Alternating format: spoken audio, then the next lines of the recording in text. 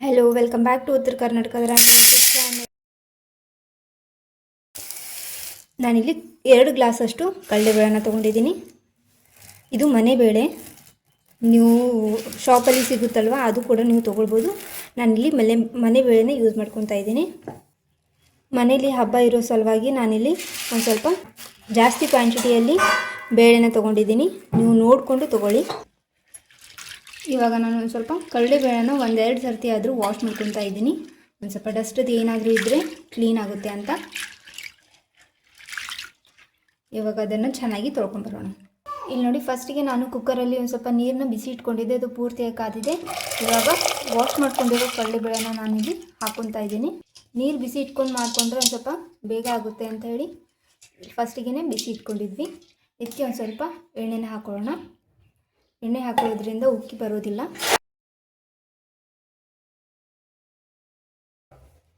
ಇವಾಗ ಇದಕ್ಕೆ 1 ವಿಸಲ್ನ ಮಾಡ್ಕೊಳ್ಳೋಣ. ನೀವು ಅಂಗಡಿಯಿಂದ ತೊಗೊತೀರಿ ಅಂತಂದರೆ 2 ವಿಸಲ್ನ ಮಾಡ್ಕೊಳ್ಳಿ. ಇದು ಮನೆ ಬೇಳೆ ಇರೋದ್ರಿಂದ ನಾನಿಲ್ಲಿ 1 ವಿಸಲ್ನ ಮಾಡ್ಕೊತಾ ಇದ್ದೀನಿ. ಇಲ್ಲಿ ನೋಡಿ, ನಾನು ಒಂದು ಸ್ವಲ್ಪ ಗೋಧಿ ಹಿಟ್ಟನ್ನ ತೊಗೊಂಡಿದ್ದೀನಿ, ಪೂರ್ತಿಯಾಗಿ ಜರಡಿ ಮಾಡ್ಕೊಂಡು ತೊಗೊಂಡಿದ್ದೀನಿ. ಅದಕ್ಕೆ ಇವಾಗ ಒಂದು ಸ್ವಲ್ಪ ರುಚಿಗೆ ಎಷ್ಟು ಬೇಕೋ ಅಷ್ಟು ಉಪ್ಪನ್ನ ಹಾಕ್ಕೊಂಡು ಇವಾಗ ಕಲಿಸ್ಕೊಳ್ಳೋಣ. ಸ್ವಲ್ಪ ಸ್ವಲ್ಪನೇ ನೀರು ಹಾಕ್ಕೊತ ನೀವು ಕಲಿಸ್ಕೊಂಡು ಹೋದರೆ ಹೋಳಿಗೆ ಹಿಟ್ಟು ತುಂಬಾ ಚೆನ್ನಾಗಿ ಬರುತ್ತೆ. ಒಮ್ಮೆಲೆ ನೀವು ಹಾಕ್ಕೊಂಡ್ರೆ ಅದು ಪೂರ್ತಿಯಾಗಿ ತೆಳುವಾಗಿಬಿಡುತ್ತೆ, ನಿಮಗೆ ನೀಟಾಗಿ ಮಾಡ್ಕೊಳ್ಳೋಕೆ ಬರೋದಿಲ್ಲ. ಅದಕ್ಕಾಗಿಯೇ ಸ್ವಲ್ಪ ಸ್ವಲ್ಪನೇ ಹಾಕ್ಕೊತ ನೀವು ಕಲಿಸ್ಕೊತ ಹೋಗಿ. ಇಲ್ಲಿ ನೋಡಿ, ಈ ರೀತಿಯಾಗಿ ನಾನು ಗಟ್ಟಿಯಾಗಿ ನಾದ್ಕೊಂಡು ಬಂದಿದ್ದೀನಿ. ನಾವು ಫಸ್ಟಿಗೆ ಹೂರಣನ ನೋಡ್ಕೊಳ್ಳೋಣ. ಒಂದೊಂದು ಸಲ ಗಟ್ಟಿ, ಒಂದೊಂದು ಸಲ ತೆಳುವಾಗುತ್ತಲ್ವ, ನಾವು ಅದನ್ನು ನೋಡಿಕೊಂಡು ಇದರ ಕನ್ಸಿಸ್ಟೆನ್ಸಿ ಮಾಡ್ಕೊಳ್ಳೋಣ. ನೋಡಿ, ಇದು ಕರೆಕ್ಟಾಗಿದೆ. ಒಂದು ಸ್ವಲ್ಪ ಎಣ್ಣೆನ ಹಚ್ಕೊಂಡು ಒಂದು ಸ್ವಲ್ಪ ನೆನೆದುಕೊಂಡು ನೆನೆದಕ್ಕೆ ಬಿಡೋಣ. ಇಲ್ಲಿ ನೋಡಿ, ಈ ಥರ ನಾನು ಜರಡಿನ ತೊಗೊಂಡು ಇವಾಗ ಕುದಿಸ್ಕೊಂಡಿರೋ ಬೇಳೆನ ಜಾನ್ಕೊತಾ ಇದ್ದೀನಿ. ನೋಡಿ, ಈ ಥರ ಪೂರ್ತಿ ಗಟ್ಟಿನೂ ಅಲ್ಲ, ಒಂದು ಸ್ವಲ್ಪ ಪೂರ್ತಿ ಇದು ಅಲ್ಲ, ಮೀಡಿಯಮಲ್ಲಿ ನಾನು ಇದನ್ನು ಬೇಯಿಸ್ಕೊಂಬತ್ತಿದ್ದೀನಿ. ನೋಡಿ, ಪೂರ್ತಿಯಾಗಿ ನೀವು ಬೇಳೆನ ಮೆತ್ತಗೆ ಬೇಯಿಸ್ಕೊಂಡ್ರೆ ಹೂರಣು ಅಳಸಾಗುತ್ತೆ. ಸೊ ಹಾಗಾಗಿ ಇದನ್ನು ಒಂದು ಸ್ವಲ್ಪ ಗಟ್ಟಿನ ಇಟ್ಕೊಳ್ಳಿ. ನೋಡಿ, ಇಲ್ಲಿ ಇದನ್ನು ನಾನು ಪೂರ್ತಿಯಾಗಿ ಜಾನಿಸ್ಕೊಂಡು ಇನ್ನೊಂದು ಪಾತ್ರೆಯಲ್ಲಿ ಹಾಕ್ಕೊತಾ ಇದ್ದೀನಿ.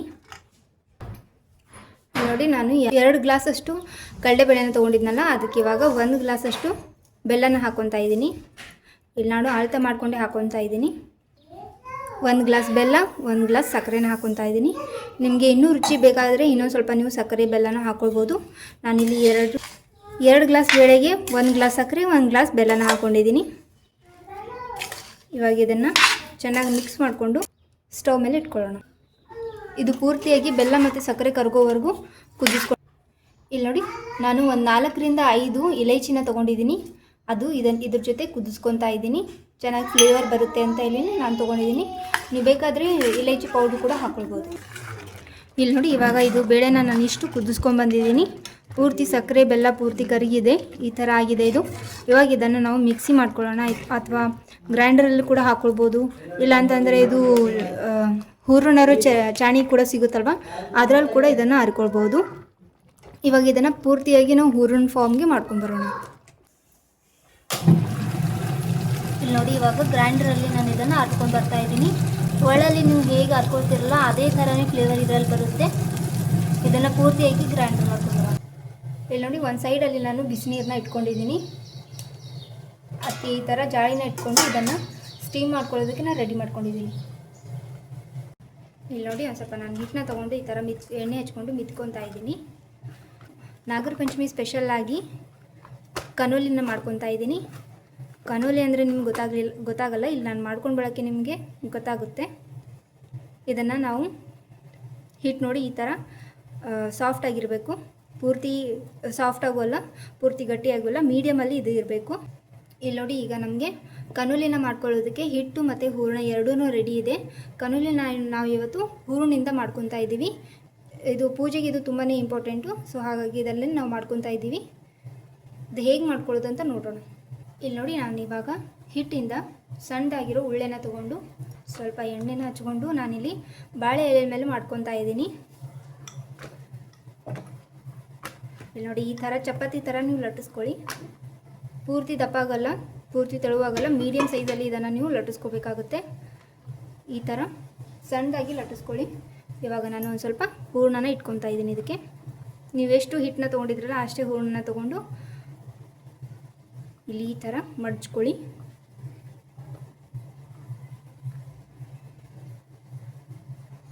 ನೋಡಿ ಈ ಥರ ರೆಡಿ ಮಾಡ್ಕೊಳ್ಳಿ. ಈ ಥರ ಲಟ್ಟಿಸ್ಕೊಂಡು ಪೂರ್ತಿ ದಪ್ಪಗೂ ಅಲ್ಲ ಪೂರ್ತಿ ತೆಳ್ಳಗೂ ಅಲ್ಲ, ಸ್ವಲ್ಪ ಮೀಡಿಯಮ್ ಸೈಜಲ್ಲಿ ನೀವು ಲಟ್ಟಿಸ್ಕೊಂಡ್ರೆ ಅದು ಕರೆಕ್ಟಾಗಿ ಬರುತ್ತೆ. ಇವಾಗ ಇಲ್ಲಿ ನೋಡಿ, ಇವಾಗ ಹೂರಣನ ಇಟ್ಕೊತಾ ಇದ್ದೀನಿ. ಅದಕ್ಕೆ ಇವಾಗ 4 ಸೈಡಿಂದ ಕ್ಲೋಸ್ ಮಾಡ್ಕೊಳ್ಳೋಣ. ಇಲ್ಲಿ ನೋಡಿ, ಪೂರ್ತಿ 4 ಸೈಡಿಂದ ಕ್ಲೋಸ್ ಮಾಡಿಕೊಂಡ್ರೆ ನಿಮಗೆ ಇಲ್ಲಿ ಕನೋಲಿ ರೆಡಿ ಆಗುತ್ತೆ. ಇವಾಗ ಇದನ್ನೆಲ್ಲನೂ ಇದೇ ರೀತಿ ಮಾಡ್ಕೊಂಡ್ಬರೋಣ. ಇಲ್ಲಿ ನೋಡಿ, ಇವಾಗ ನಾನು ಇನ್ನೊಂದು ವೆರೈಟಿಯಲ್ಲಿ ಮಾಡ್ಕೊಳ್ಳೋದನ್ನು ತೋರಿಸ್ತೀನಿ. ಅದನ್ನು ನಾವು ಸ್ಕ್ವೇರಲ್ಲಿ ಮಾಡ್ಕೊಂಡಿದ್ವಲ್ಲ, ಇದನ್ನು ಈ ಥರ ಒಂಥರ ಚಪಾತಿನ ಲಟ್ಟಿಸ್ಕೊಂಡು ಹೂರಣನ ಈ ಥರ ಸ್ಪ್ರೆಡ್ ಮಾಡ್ಕೊಳ್ಳಿ ಸೈಡಲ್ಲಿ, ಮತ್ತು ಇದನ್ನು ಈ ಥರ ಮಡಿಸ್ಕೊಂಡ್ಬಿಡಿ, ಅದು ಹೊರಗಡೆ ಬರಲ್ಲ. ಸೊ ಇದರಲ್ಲೂ ತುಂಬಾ ವೆರೈಟೀಸ್ ಇದೆ. ಇಲ್ಲಿ ನೋಡಿ, ಇವಾಗ ನಾನು ಒಂದು ಸಣ್ಣದಾಗಿರೋ ಬಾಳೆಹಣ್ಣನ್ನು ತೊಗೊಂಡು ಇದನ್ನು ಮಾಡ್ಕೊತಾ ಇದ್ದೀನಿ. ಸ್ವಲ್ಪನೇ ಹಿಟ್ಟನ್ನ ತೊಗೊಂಡು ಈ ಥರ ಲಟ್ಟಿಸ್ಕೊಳ್ಳಿ. ಇಲ್ಲಿ ನೋಡಿ, ಈ ಥರ ಬಾಳೆ ಎಲೆ ಎಷ್ಟಿದೆಯಲ್ಲ ಅಷ್ಟು ಒಳಗಡೆ ನೀವು ಲಟ್ಟಿಸ್ಕೊಳ್ಳಿ. ಇಲ್ಲಿ ನೋಡಿ, ಇವಾಗ ನಾನು ಹೂರಣನ ಹಾಕ್ಕೊತಾ ಇದ್ದೀನಿ. ನಿಮ್ಗೆ ಎಷ್ಟು ಬೇಕೋ ಅಷ್ಟು ಹಾಕ್ಕೊಳ್ಳಿ ಹೂರಣನ. ಜಾಸ್ತಿ ಸ್ವೀಟ್ ತಿನ್ನೋರಿದ್ರೆ ಒಂದು ಸ್ವಲ್ಪ ಜಾಸ್ತಿನೇ ಹಾಕ್ಕೊಳ್ಳಿ, ಅವ್ರಿಗೆ ಇಷ್ಟ ಆಗುತ್ತೆ. ಇಲ್ಲಿ ನೋಡಿ, ಈ ಥರ ನಾನು ಸ್ವಲ್ಪನ ಹಾಕ್ಕೊಂಡು ಮತ್ತೆ ಮಡಚ್ಕೊತಾ ಇದ್ದೀನಿ. ಇದನ್ನು ನಾವು ಕರ್ಚಿಗೆ ಹೀಗೆ ಮಾಡ್ಕೊತೀವಲ್ಲ ಆ ಥರ ಮಾಡ್ಕೊಳ್ತಾ ಇದ್ದೀನಿ. ಇಲ್ಲಿ ನೋಡಿ, ಜಸ್ಟ್ ನೀವು ಒಂಥರ ಈ ಥರ ಕ್ಲೋಸ್ ಮಾಡಿಕೊಂಡು ಹೂರಣನ ಹಾಕ್ಕೊಂಡು ಈ ಥರ ಕ್ಲೋಸ್ ಮಾಡಿಕೊಂಡು ಬಾಳೆ ಎಲೆ ಮೇಲೆ ಯಾವ ಬಾಳೆ ಎಲೆ ತೊಗೊಂಡಿದ್ರಲ್ಲ ಅದನ್ನು ಈ ಥರ ಮಡ್ಚ್ಕೊಂಡ್ಬಿಡಿ. ಮಡ್ಚ್ಕೊಂಡು ಇಲ್ಲಿ ನೋಡಿ, ಒಂದು ಸ್ಟಿಕ್ಕಿಂದ ಇದನ್ನು ಕ್ಲೋಸ್ ಮಾಡ್ಕೊತಾ ಇದ್ದೀನಿ. ಇಲ್ಲಿ ನೋಡಿ, ಇದು ಇವಾಗ ರೆಡಿಯಾಗಿದೆ. ಆವಾಗಲೇ ನಾನು ಸ್ಟೀಮ್ ಮಾಡಿಕೊಳ್ಳೋ ರೆಡಿ ಮಾಡಿದ್ದನ್ನು ಇವಾಗ ಎಲ್ಲನೂ ಸ್ಟೀಮ್ ಮಾಡ್ಕೊಳ್ಳೋಣ. ನಾನು ನಿಮಗೆ ಎಲ್ಲನೂ ವೆರೈಟೀಸಲ್ಲಿ ಮಾಡಿ ತೋರಿಸಿದ್ದೀನಿ. ನಿಮ್ಮ ಕಡೆ ಯಾವ ಥರ ಮಾಡ್ಕೋತೀರ ಅಂತ ನನಗೆ ಕಮೆಂಟ್ ಮುಖಾಂತರ ತಿಳಿಸಿ. ಇಲ್ಲಿ ನೋಡಿ, ಇವಾಗ ಇದನ್ನು ಸ್ಟೀಮ್ ಮಾಡ್ಕೊಂಡು ಬರೋಣ. ಇಲ್ಲಿ ನೋಡಿ, ಇವಾಗ ನಮ್ಮದು ಕನ್ನೋಲಿ ರೆಡಿಯಾಗಿದೆ. ಇಲ್ಲಿ ನೋಡಿ, ಒಂದು ಸ್ವಲ್ಪನೂ ಕೈಗೆ ಹಿಟ್ಟು ಹತ್ಕೊತಾ ಇಲ್ಲ, ಪೂರ್ತಿಯಾಗಿ ಸ್ಟೀಮ್ ಆಗಿದೆ ಇದು. ಇವಾಗ ಇದನ್ನು ಸರ್ವ್ ಮಾಡ್ಕೊಳ್ಳೋಣ. ನಿಮಗಿಲ್ಲಿ ನಾನು ಎಲ್ಲ ವೆರೈಟೀಸಲ್ಲಿರೋದನ್ನು ತೋರಿಸ್ತಾ ಇದ್ದೀನಿ. ಇಲ್ಲಿ ನೋಡಿ, ಬಾಳೆ ಎಲೆಯಲ್ಲಿ ಎಷ್ಟು ಚೆನ್ನಾಗಿ ಸ್ಟೀಮ್ ಆಗಿದೆ ಅಂತ. ಬಾಳೆ ಎಲೆಯಲ್ಲಿ ಮಾಡ್ಕೊಂಡಿರೋದು ತುಂಬಾ ಟೇಸ್ಟಿಯಾಗಿರುತ್ತೆ. ಇಲ್ಲಿ ನೋಡಿ, ಇವಾಗ ನಮ್ಮದು ದೇವರಿಗೆ ಹಿಡಿಯೋದಕ್ಕೆ ನೈವೇದ್ಯ ರೆಡಿ ಆಗಿದೆ. ಒಂದೊಂದು ಕಡೆ ಭೋಗ ಅಂತಾರೆ, ಒಂದೊಂದು ಕಡೆ ಎಡಿ ಅಂತಾರೆ. ಇಲ್ಲಿ ನೋಡಿ, ಇವಾಗ ದೇವರಿಗೆ ರೆಡಿ ಆಗಿದೆ. ಇದನ್ನು ಇವತ್ತು ನಾಗರ ಪಂಚಮಿ ಅಲ್ವಾ, ನಾಗರ ಪಂಚಮಿಗೆ ಪೂರ್ತಿಯಾಗಿ ನಾವು ಏನೂ ಕರೆಯೋದಿಲ್ಲ, ಕರೆದಿರೋದು ನಾವು ಏನೂ ಭೋಗ ಹಿಡಿಯೋದಿಲ್ಲ. ಪೂರ್ತಿಯಾಗಿ ನಾವು ಸ್ಟೀಮ್ ಮಾಡಿರೋದನ್ನೇ ನಾವು ದೇವರಿಗೆ ಹಿಡಿಬೇಕು. ಇದು ನಾಗರ ಪಂಚಮಿಗೆ ಅಂತಲೇ ಸ್ಪೆಷಲ್ಲಾಗಿ ನಾವು ಕನ್ನೋಳಿನ ಮಾಡ್ಕೊಂಡಿದ್ವಿ. ಇಲ್ಲಿ ನೋಡಿ, ಎಷ್ಟು ಚೆನ್ನಾಗಾಗಿದೆ ಅಂತ. ತಿನ್ನೋದಕ್ಕೂ ಕೂಡ ತುಂಬಾ ಟೇಸ್ಟಿಯಾಗಿರುತ್ತೆ. ತುಪ್ಪ ಹಾಕ್ಕೊಂಡು ತಿನ್ನಿ.